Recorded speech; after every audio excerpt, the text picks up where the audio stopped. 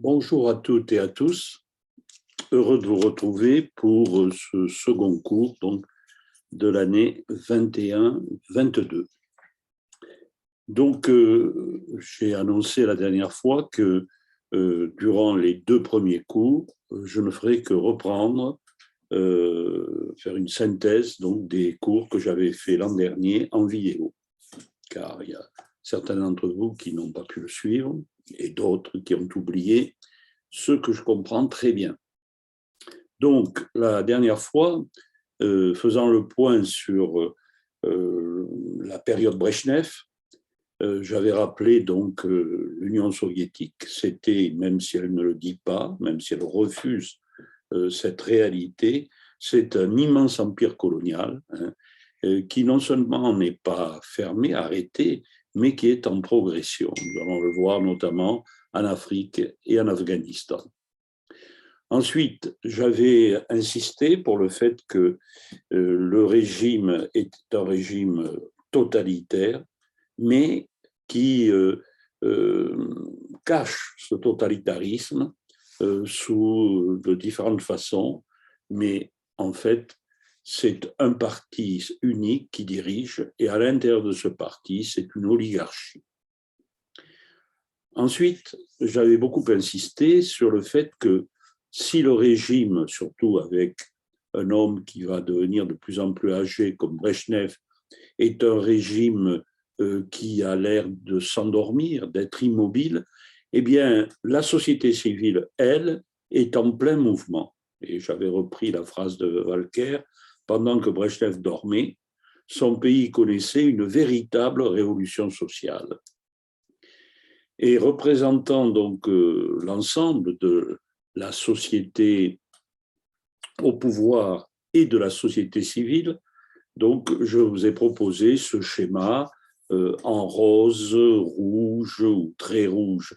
Il y a le système officiel, en rose, les apparences, système démocratique, en rosé, une des réalités du pouvoir, c'est-à-dire l'importance du Parti communiste, et en rouge vif, les structures qui sont vraiment à la tête de l'Union soviétique à l'époque de Brejnev. Et la couronne bleue, c'est une société civile qui, endormie sous Staline, on va dire terrorisée sous Staline, en éveil sous Khrouchtchev, va véritablement entrer en action sous des formes très diverses, pas violentes nécessairement, mais marquant ce que j'appelle une dissidence par rapport au pouvoir. Et j'en étais arrivé la dernière fois à dire que à l'époque Brejnev, surtout dans les dernières années, on a vraiment le sentiment que le système est à bout de souffle. D'abord, il y a cette fronde interne, je parlais de dissidence il y a un instant, mais cette dissidence peut tourner à la fronde. Autant sous Staline, la dissidence était rampante, quasi invisible, tellement le pouvoir de Staline et du Parti communiste était fort, dangereux, terrorisait l'ensemble de la société, autant à partir de Khrouchtchev et de Brejnev, le système totalitaire n'a plus la même efficacité, heureusement, il est en crise, et à ce moment-là, la société civile fait connaître à des degrés divers, ça concerne surtout la population urbaine et certaines classes de la population urbaine, mais cette société fait connaître qu'elle n'est pas en accord avec le régime elle manifeste de différentes façons.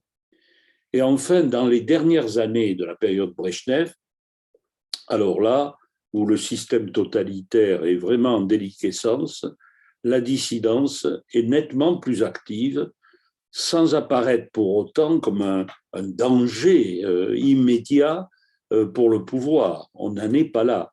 Mais quand on fait le total des dissidences nationalistes, droits de l'homme, intellectuels, on se rend compte que tout de même, les noyaux de désaccord et de mécontentement sont de plus en plus nombreux et préoccupants pour le pouvoir.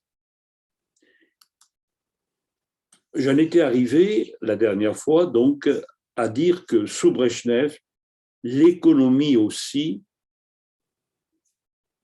se portait mal, et même très mal, à la fin des années Brejnev.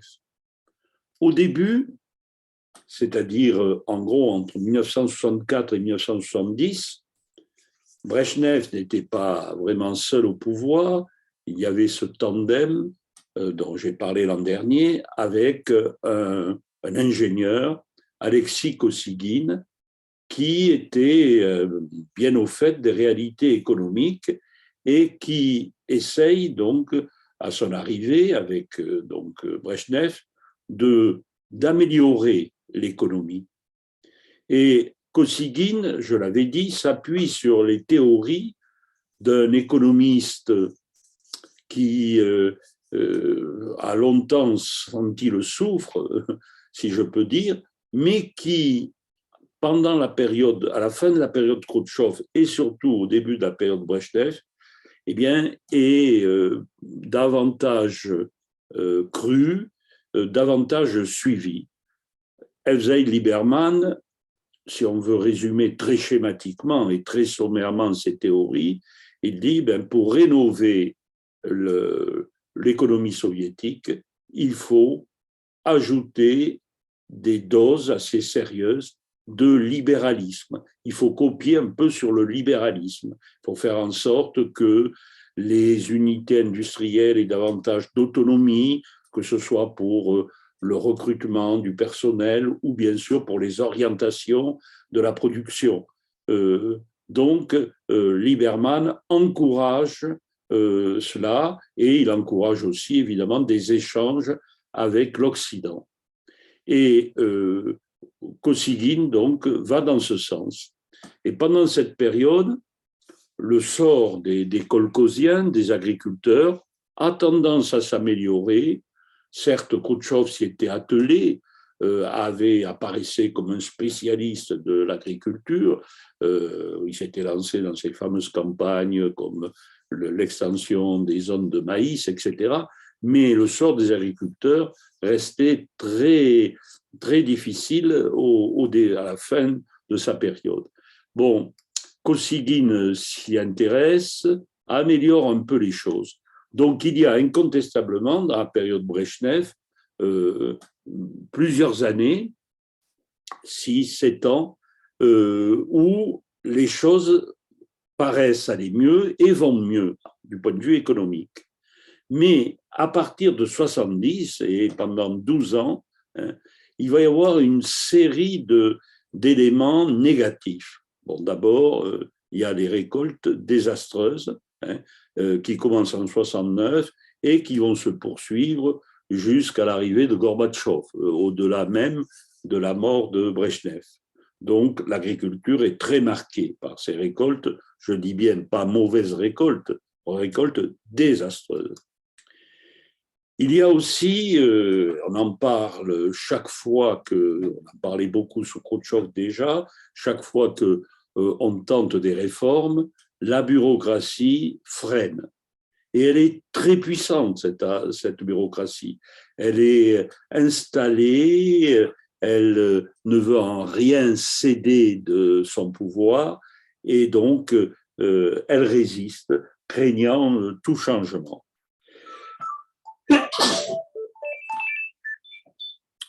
Kosygin et Brejnev n'hésitent pas à consacrer des sommes colossales pour améliorer l'agriculture.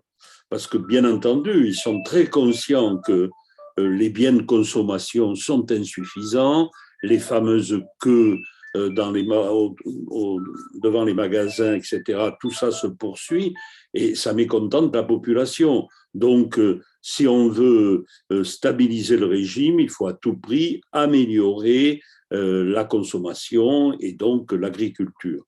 Donc, les dirigeants sont conscients et, je le répète, mettent des sommes très importantes. Mais ça ne marche pas. Ça ne marche pas. Il faudra d'ailleurs se poser cette question avec plus de profondeur au moment où nous étudierons l'arrivée de Gorbatchev. Il faudra essayer de comprendre pourquoi en Chine, un certain nombre de mesures qui ont libéralisé l'agriculture, eh bien, ces mesures ont permis vraiment une hausse de la production agricole considérable et bienfaisante, alors qu'en Union soviétique, ça n'a jamais réussi. Donc, au total, pour terminer sur l'agriculture, à la mort de Brejnev, l'agriculture n'a pas vraiment décollé, contrairement à ce qu'on pouvait imaginer dans les premières années, mais ce qui est sûr, c'est qu'elle coûte de plus en plus cher.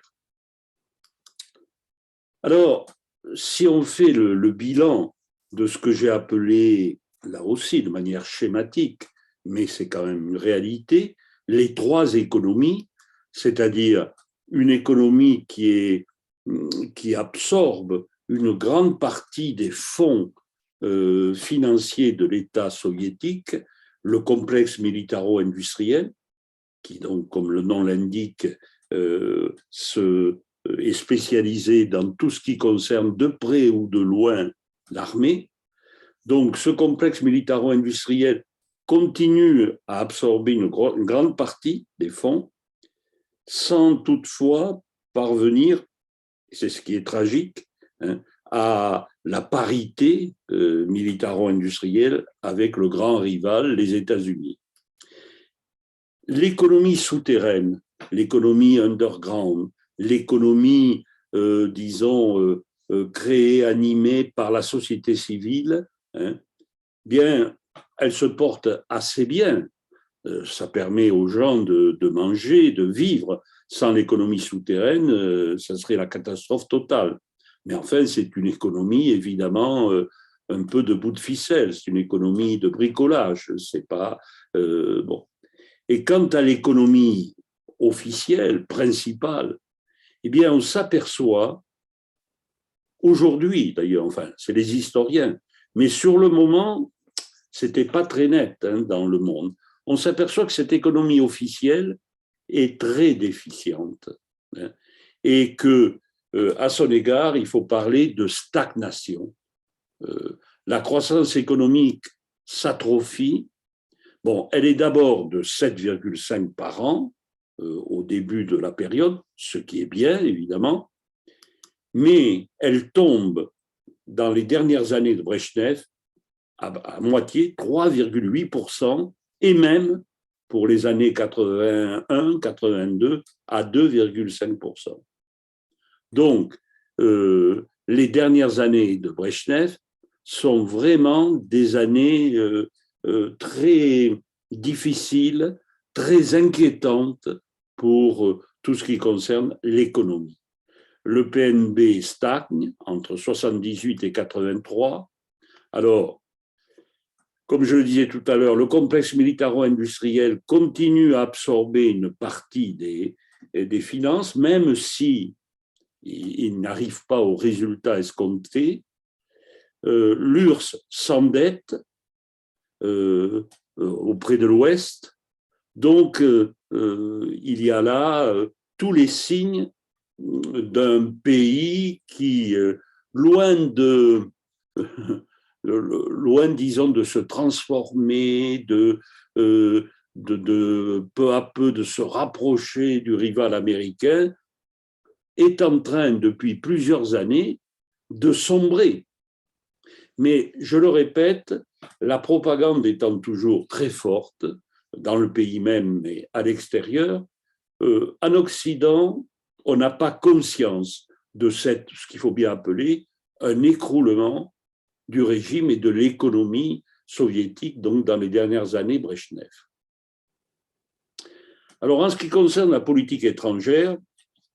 on pourrait faire un rapide parallèle pour faire une transition en disant que les premières années, attendez, je reviens un peu en arrière, j'ai été trop vite, les premières années de Brejnev apparaissent comme des années, en tout cas vues par les soviétiques, comme des années d'expansion du point de vue de la politique étrangère. On a le sentiment que finalement, Brejnev tient bien les rênes et que la politique étrangère est une politique offensive. Mais les choses vont très vite, là aussi, tourner court. Alors, voyons d'abord. Oui, je voulais vous donner cette image. Vous voyez, avec ce chapeau, on dirait un homme bien tranquille, quelques décorations. Et Hélène Kardankos écrit « Un vieux monsieur qui parle sans cesse de paix, mais qui est un redoutable conquérant. » Oui. Et ça, nous allons le voir, le rappeler. Alors d'abord, il se montre dur, Brejnev, par rapport à ce qu'on appelle les pays frères. Les pays frères, vous le savez, c'est les pays qui ont été conquis par la force et par la ruse en Europe de l'Est, tout de suite après la Seconde Guerre mondiale par Staline. Pologne, Tchécoslovaquie, Roumanie, Hongrie, Bulgarie, Yougoslavie. Et donc, ces pays commencent à bouger. Je dis commencent, dès 1956 en Hongrie, il y avait eu une révolte très importante. Et en Pologne, il y a également, à partir de ces années 56, très régulièrement, on sent, si vous voulez, que le joug du grand frère, des soviétiques, pèse de plus en plus. Mais à l'époque Brejnev, il y a les deux grandes révoltes. La première, j'ai eu l'occasion d'en parler, j'y reviens très brièvement, c'est en 68, donc, en Tchécoslovaquie. J'en ai parlé, donc je rappelle brièvement les circonstances. Depuis les années 65, 66, il y avait notamment dans l'intelligentsia tchèque, pragoise notamment, une vitalité avec des dramaturges comme Václav Havel, avec des écrivains qui étaient très actifs, mais qui supportaient de plus en plus mal la tutelle soviétique. Ça n'allait pas, on ne parlait pas de révolte, quoi que ce soit. Il y avait une certaine tolérance. On voulait éviter que, justement, des révoltes ouvertes éclatent, mais il y avait plus qu'un frémissement. Par exemple, la télévision, dans les années 66-67, est dirigée par un homme, Jiří Pelikan, qui a raconté par la suite ses souvenirs, et la télévision tchèque devient plus ouverte, plus hardie. Il y a des débats de société. Nous sommes donc avant 68. Donc 68, si vous voulez, je n'ai pas le temps d'y revenir, mais ce n'est pas un coup de tonnerre dans un ciel serein. Le ciel n'est pas serein. On ne sait pas, bien sûr, que quelque chose de très important va se passer, mais ça bouge, notamment dans l'intelligentsia. Et parmi les écrivains importants, il y a évidemment Milan Kundera, qui par la suite se réfugiera en France, ou Václav Havel, qui deviendra le premier président. Donc, ils font partie, ils sont de temps à autre, comme Havel, en prison, pas longtemps, on les relâche, on sait qu'ils sont, en même temps, on les tolère. En fait, c'est une zone ni noire ni blanche, un peu d'ombre, mais je répète, une zone agitée que celle de l'intelligentsia tchèque avant 68. Et puis, il se produit, ce qui est bien connu, c'est que un nouveau secrétaire général du parti est nommé au début de 68, et c'est Alexandre Dubček, qui est un communiste, fort, qui a passé une partie de son enfance, son adolescence à l'Union soviétique, donc il est très loyal, mais c'est un nationaliste et c'est un homme qui se rend compte que le régime ne peut pas rester ainsi, les rapports avec l'Union soviétique non plus, et qui est donc ouvert à l'idée de réforme. Et immédiatement, dès le printemps 68, il est très vite entouré, il est harcelé d'une part par une minorité très conservatrice au sein du parti qui veut essayer de bloquer toute réforme possible, et une majorité, enfin c'est beaucoup, ça varie, il ne faudrait pas employer, et un groupe, disons, de réformateurs, alors poussés par la jeunesse, poussés par les intellectuels, qui veulent à tout prix qu'on réforme et le pays, qu'on aille vers plus de démocratie, et qu'on révise les rapports avec l'Union soviétique.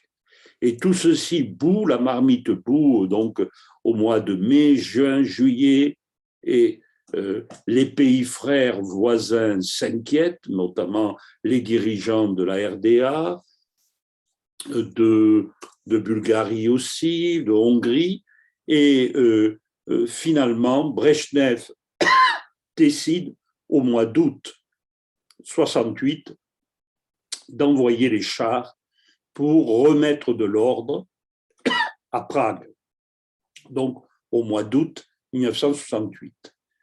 C'est évidemment cette intervention brutale est considérée comme un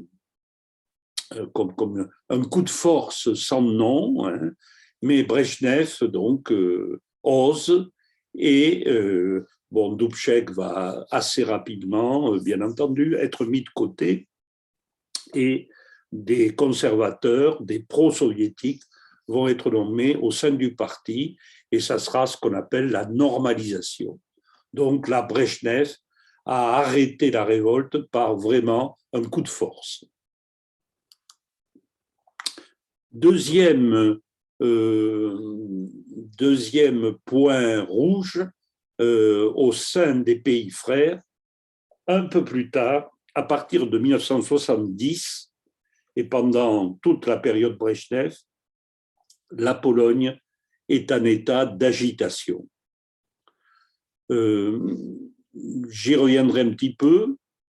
L'agitation culmine en 1970, notamment dans les ports de la Baltique, à Gdansk, Gdynia, et cette agitation ouvrière, elle est tellement forte que le parti, avec l'accord évidemment de Brejnev, décide de mettre fin au règne de Gomulka, qui était le premier secrétaire du parti, et qui est remplacé par Edward Gierek, qui est un communiste qu'on va qualifier de modéré, ouvert à l'Occident, décidé à endetter le pays s'il le faut pour permettre aux Polonais de mieux vivre.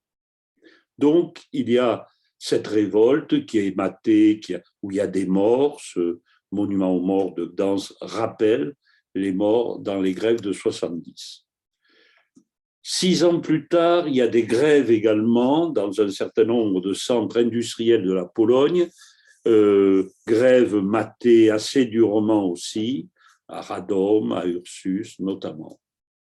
Et puis, on arrive à une autre poussée de violence encore plus forte. Durant l'été 1980, les ouvriers, notamment ceux de la Baltique, des ports de la Baltique, disent qu'ils ne peuvent plus supporter le système soviétique qui est imposé et réclament la création d'un syndicat libre. Bon, puisque vous le savez, à URSS et dans tous les pays communistes, il n'existe pas de syndicat libre. Il y a un seul syndicat qui est verrouillé par le parti. Et ce syndicat libre, quelques ouvriers, dont Walesa, que vous voyez ici, tout jeune, tout mince, fondent un syndicat qu'on appelle Solidarité, en polonais Solidarność. Et ce syndicat le gouvernement se sent obligé de le reconnaître, ce qui est inouï. En septembre 80, donc, il y a un pays communiste qui a un syndicat libre. Bon. Ce syndicat se développe pendant un an, et puis Brejnev a peur et décide d'y mettre fin. Et en décembre 1981, c'est un général polonais, le général Jaruzelski, qui est nommé chef de l'État et qui proclame le 13 décembre 1981 l'état de siège. C'est-à-dire que ça n'est fini du syndicat libre et des libertés qui avaient été accordées. Évidemment, pour la Pologne, c'est un désastre, beaucoup d'emprisonnements, et puis pour le monde entier, Brejnev apparaît comme ce qu'il est d'ailleurs, un briseur non seulement de grève, mais un conservateur ultra qui ne veut absolument pas modifier les régimes. Donc, en politique étrangère, il y a cette attitude, ce comportement très cassant, très autoritaire vis-à-vis des pays frères. Deuxième comment dirais-je, terrain de la politique étrangère, ce sont les rapports entre l'Est et l'Ouest. Nous sommes toujours donc en guerre froide, mais cette guerre froide apparaît un peu entre parenthèses, une période donc, qui est en train, là, quand Brejnev arrive, de se développer, qu'on va appeler la détente. Donc, cette période, elle est vue, avec raison, comme plutôt favorable et à la gloire, si je peux dire, de Brejnev. C'est d'ailleurs, vous voyez, la même période où l'économie, j'avais fait une flèche dans le même sens, où l'économie se développe aussi, c'est la bonne période de Brejnev qui va jusqu'en 70-75. Alors, pendant cette période de détente, de nouveaux rapports s'installent entre l'Est et l'Ouest, c'est fondamental. Willy Brandt, qui est le chancelier de la République fédérale, comment dirais-je, s'entend avec Nixon, qui lui aussi, le président des États-Unis, est favorable à cette détente.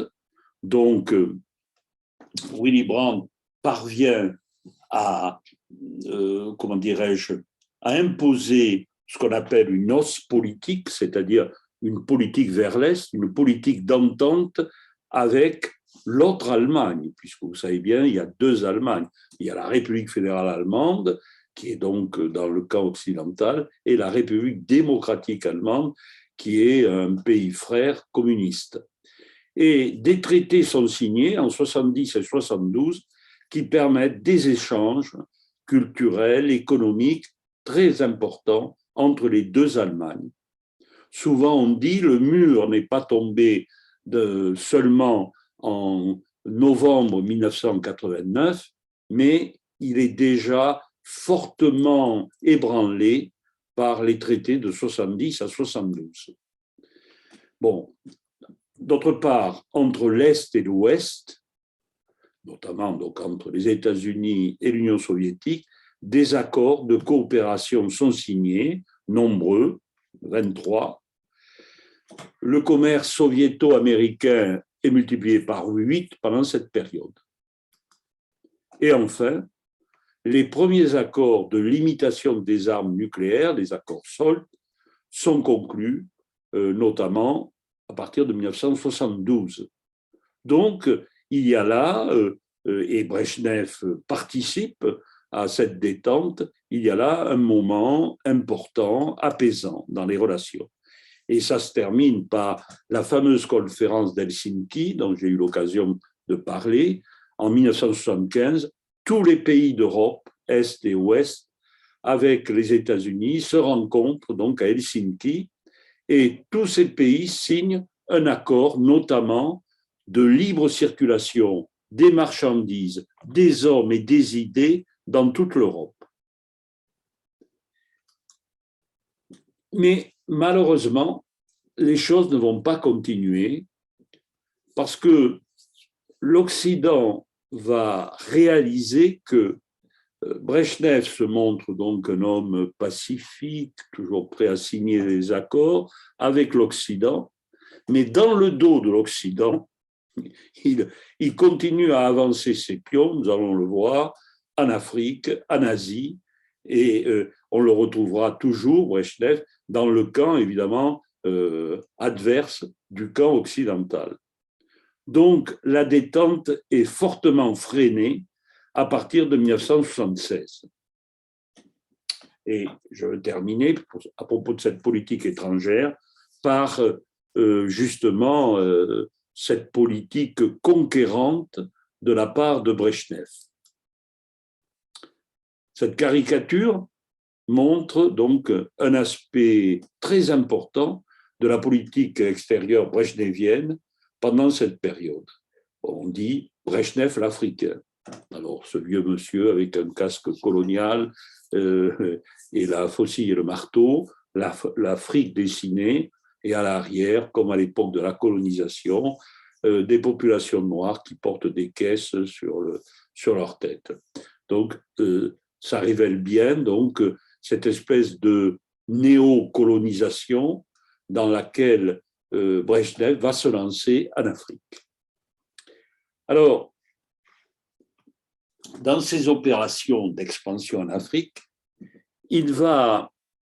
Brejnev ne va pas se lancer à visage découvert. Il ne le peut pas parce que d'un côté, donc, il prêche la détente, il y participe, et ça serait mal vu que l'on voit des troupes soviétiques directement impliquées dans des conflits africains. Alors, il trouve un moyen, c'est Cuba. Et il s'entend avec Fidel Castro pour que Cuba envoie des troupes nombreuses. En Angola, nous allons en parler dans un instant, Cuba a pu envoyer jusqu'à 36 000 militaires, mais aussi des économistes, des médecins, des enseignants pour la coopération culturelle ou économique.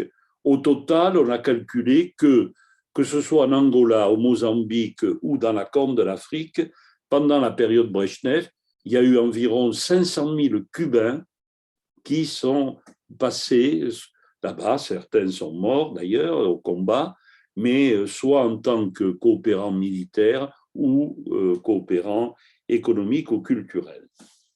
Alors, cette politique donc d'expansion en Afrique, par le biais de Cuba, commence en Angola. Alors, l'Angola, vous voyez sur la carte donc, où elle est située, était une colonie portugaise qui accède à l'indépendance en 1975. Et c'est un mouvement, le MPLA, Mouvement populaire de libération de l'Angola, qui prend le pouvoir donc, et remplace les Portugais. Et ce MPLA est soutenu très étroitement par l'Union soviétique, qui envoie des armes, et par Cuba, qui envoie des hommes.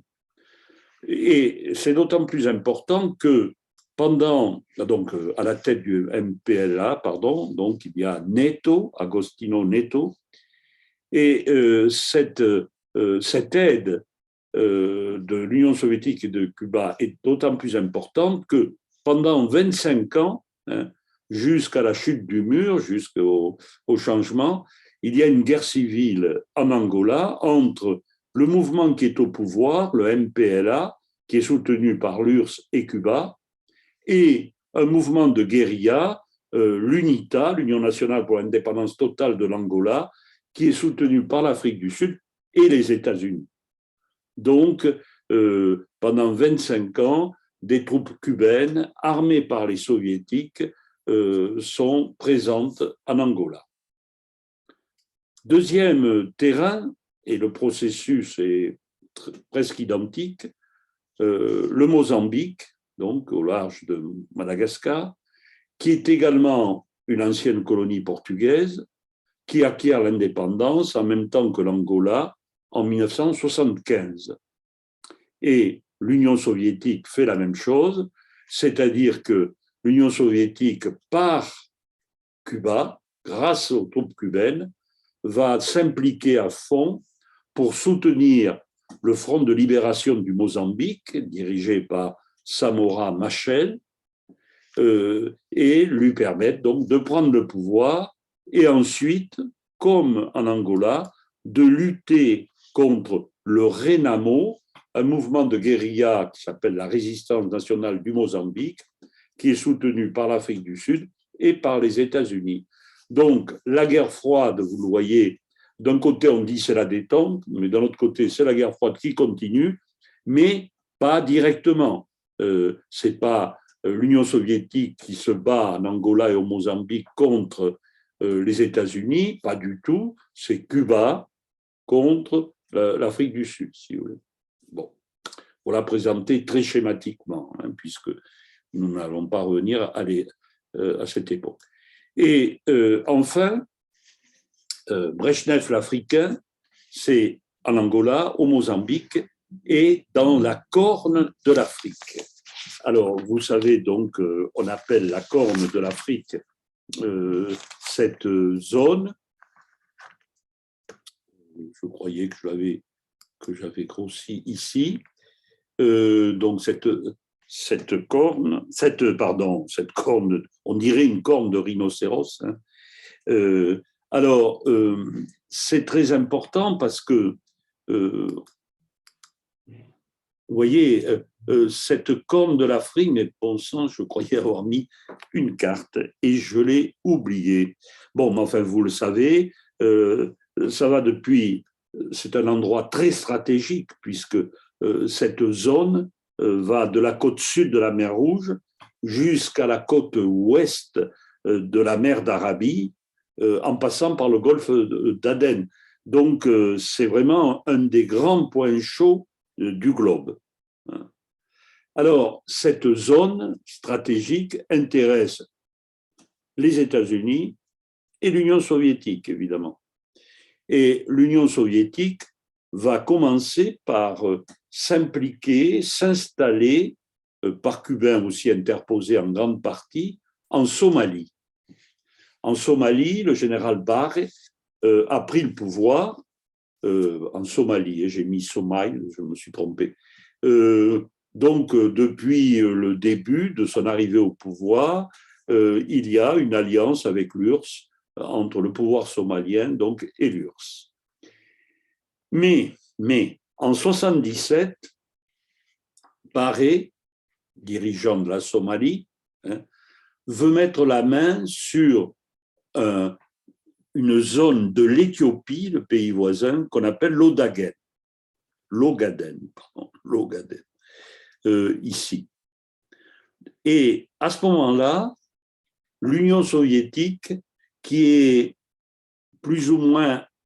a soutenu déjà l'Ogaden en état d'insurrection, décide de lâcher la Somalie et de se rapprocher de l'Éthiopie, qui est dirigée à l'époque par le dictateur Mengistu. Donc, il y a, si vous voulez, un tournant dans les alliances. Hein, je répète, l'Union soviétique lâche la Somalie en 1977 et devient le soutien de l'Éthiopie et du régime de Mengistu. Par conséquent, une implication très forte dans l'ensemble de l'Afrique. Et j'en arrive au sommet, si je peux dire, de l'ingérence, de l'expansion brejnevienne. C'est ce qu'on peut appeler l'affaire afghane, qui va se concrétiser en 1979. Alors, on ne regardera jamais assez les cartes de géographie si on s'intéresse à la géopolitique, évidemment. L'Afghanistan, vous le savez, est aussi un endroit stratégique entre le Pakistan à l'est, l'Iran à l'ouest, les républiques d'Asie centrale qui font partie de l'Union soviétique et la Chine. Alors, revenons en arrière. Un instant, on regarde à nouveau la carte. L'Afghanistan, donc, est un pays, vous le savez, très, très montagneux, avec des sommets de plus de 5000. Toute la partie centrale, bon, mais il y a des vallées importantes, heureusement, qui permettent une pénétration, mais un pays montagneux, cloisonné, qui facilite évidemment le pouvoir des ethnies et qui rend très difficile les opérations militaires. Alors, on assiste depuis les années 50-60 à une rivalité dans cette région, comme dans beaucoup d'autres, entre les soviétiques et les Américains. Il s'agit pas de mettre la main véritablement sur l'Afghanistan, mais d'en faire une zone d'influence. Et ce sont les soviétiques les plus proches géographiquement qui gagnent la partie et l'Afghanistan accepte une aide à partir des années 60, économique, militaire aussi. Et l'Union soviétique continue ce noyautage. C'est que les bolcheviks, c'est eux qui ont inventé la technique du noyautage. Et en 1965, donc, un parti communiste soutenu par l'Union soviétique se crée en Afghanistan. Puis, quelques années plus tard, la monarchie est renversée, la République est proclamée avec un général à la tête, le général Daoud. Tout irait assez bien, mais Daoud ne veut pas jouer le rôle de pantin aux mains des soviétiques. Et même, il voudrait prendre une certaine indépendance par rapport à l'Est et à l'Ouest, et cela déplaît à Brejnev. Alors, Brejnev décide de noyauter l'armée afghane et de fomenter un coup d'État par le biais d'un certain nombre d'officiers afghans. Ce coup d'État a lieu en avril 1978. Deux conséquences. Un, Daoud est liquidé, il faut bien employer ce terme terrible, et pour le remplacer, on met le chef du parti communiste, Taraki. Donc, à partir de 1978, il y a Taraki. Alors, c'est lui donc le vainqueur du coup d'État. Il est tout à fait pro-soviétique et l'Afghanistan devient, à partir de 1978, une république populaire du même type que la Mongolie ou que les républiques populaires d'Europe de l'Est. Donc, alors, officiellement, bien sûr, le pays est indépendant, mais en réalité, il est déjà sous la coupe de l'Union soviétique. Alors, Taraki nationalise, évidemment, mais il va se heurter aux religieux, aux paysans, aux traditionalistes. Déjà, si vous voulez, en Afghanistan, la religion joue un rôle extrêmement important et on ne peut pas y installer, si vous voulez, on ne peut pas laïciser cette société d'un coup de baguette magique. Autrement dit, les soviétiques vont se heurter aux mêmes difficultés que les Américains un peu plus tard et que les Occidentaux aussi dans ce même pays. Alors, comme sa politique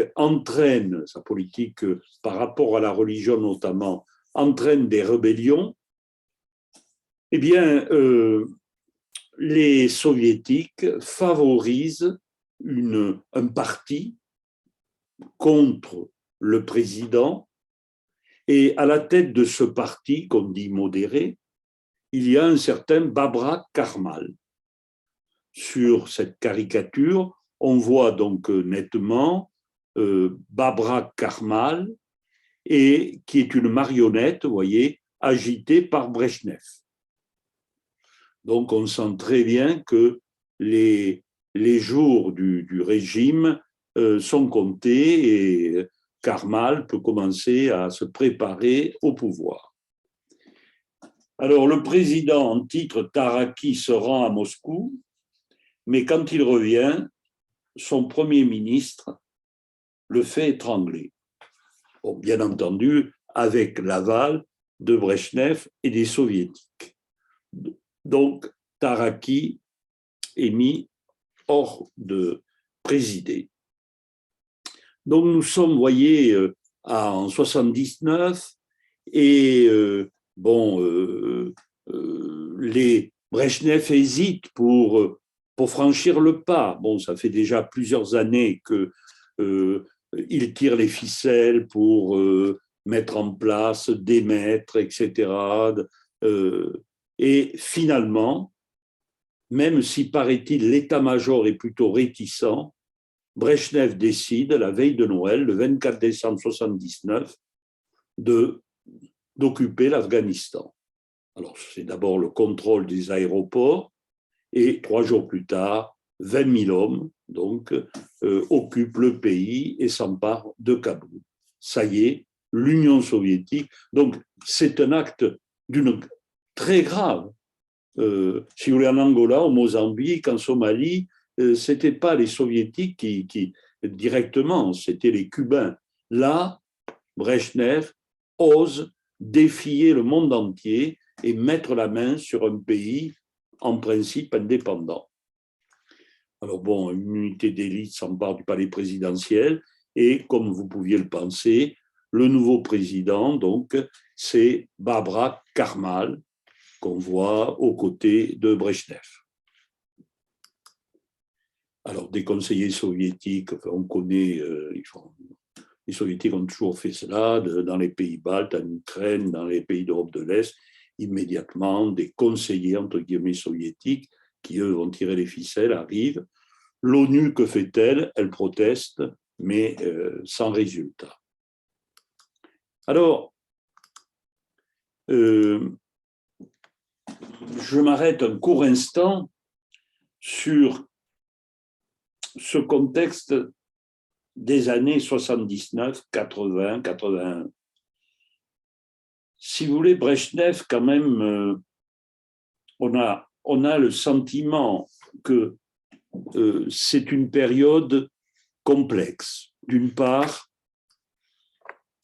l'URSS réprime en Pologne, réprime des dissidents à Moscou et à Leningrad.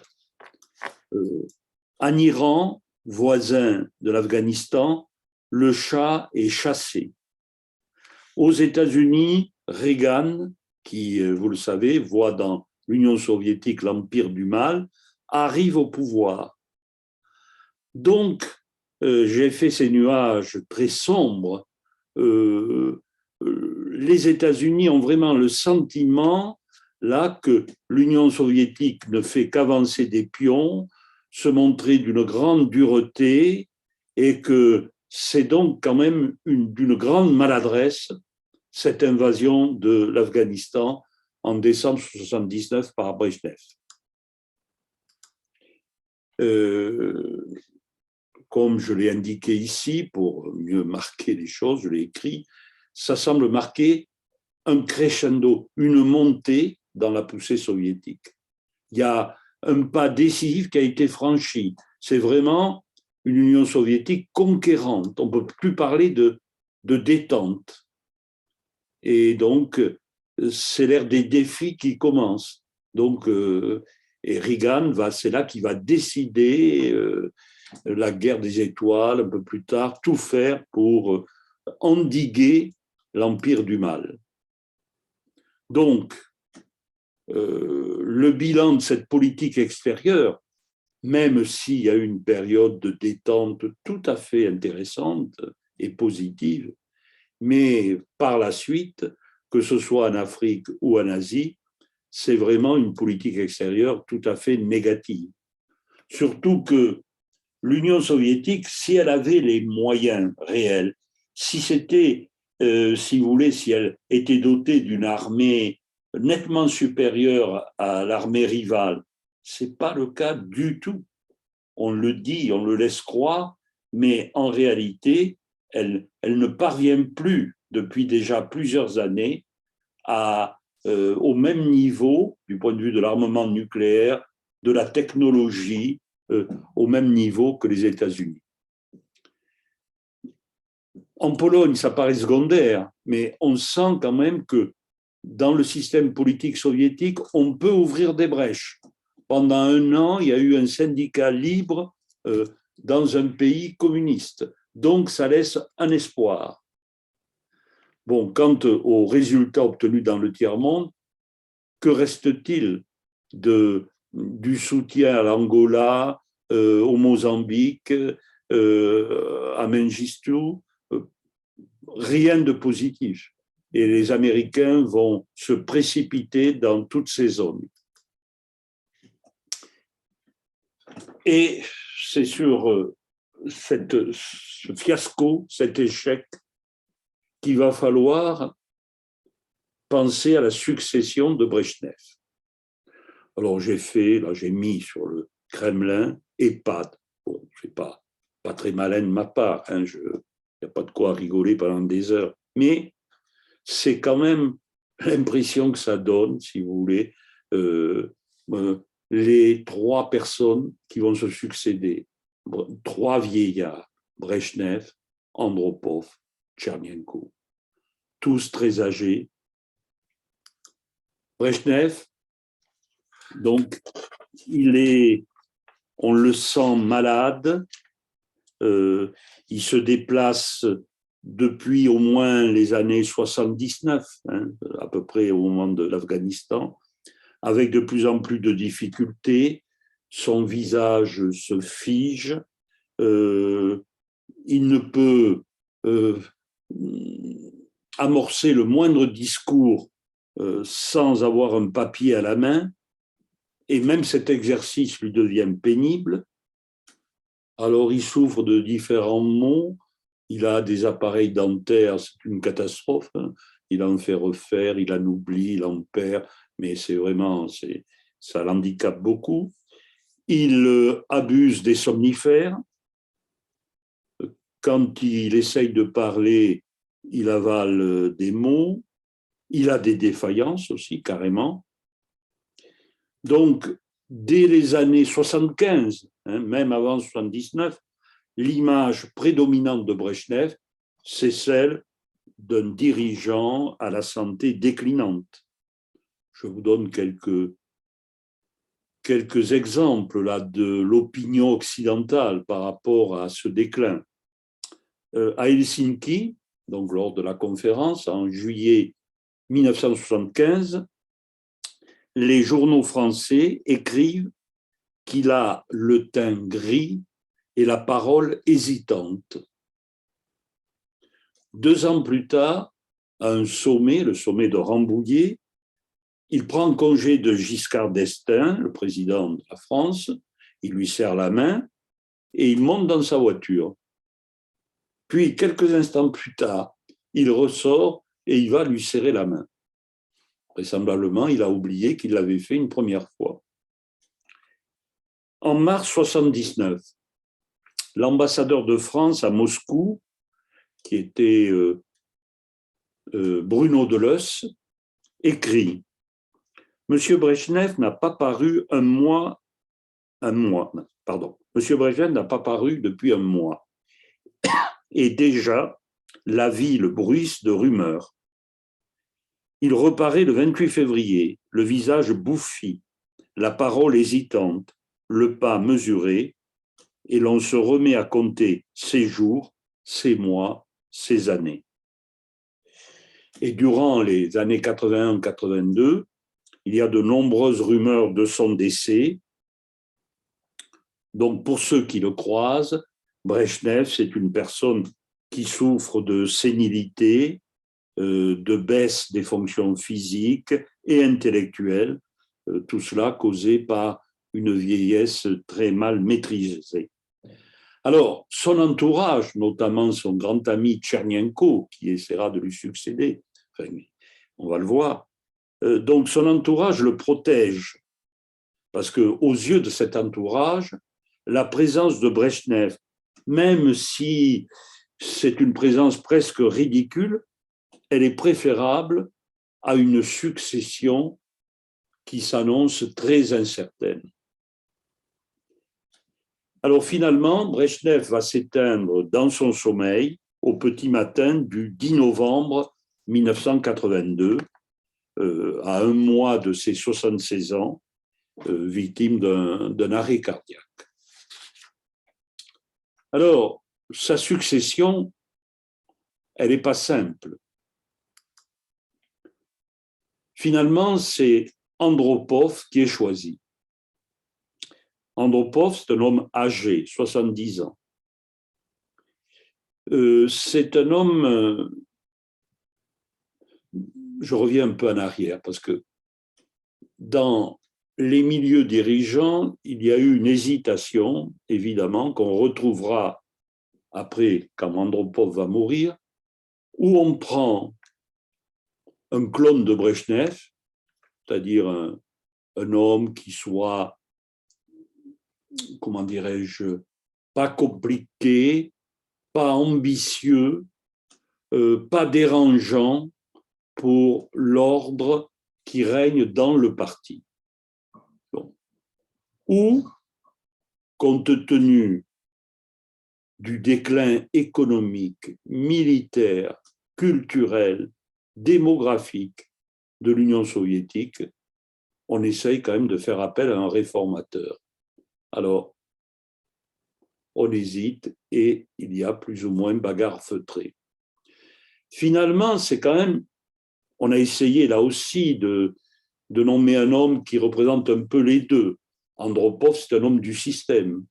Quand il est nommé, il est président du KGB. Donc, c'est comme Poutine.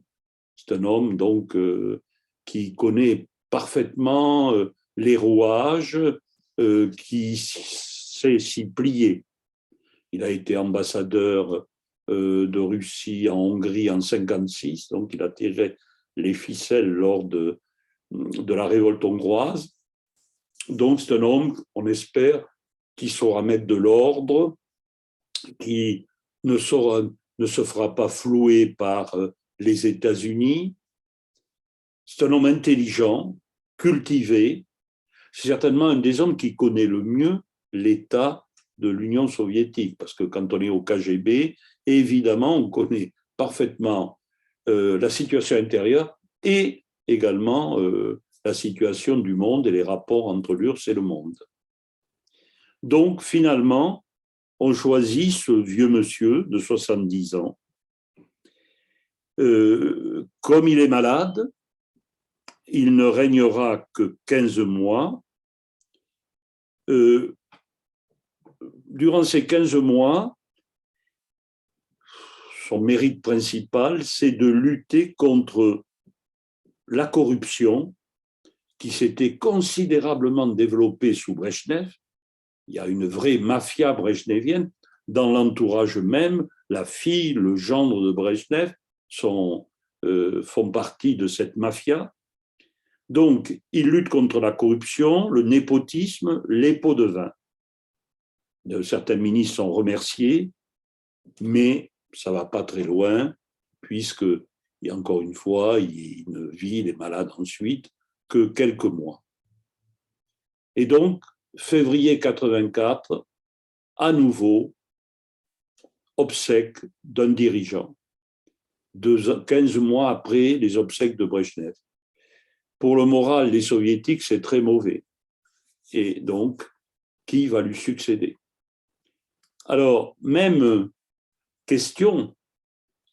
Et finalement, on a dû trouver que Andropov était trop réformateur et on choisit alors un vieillard de 74 ans, en mauvaise santé, le grand ami de Brejnev, un homme qui n'a vraiment rien fait d'extraordinaire, c'était la béquille de Brejnev, si vous voulez.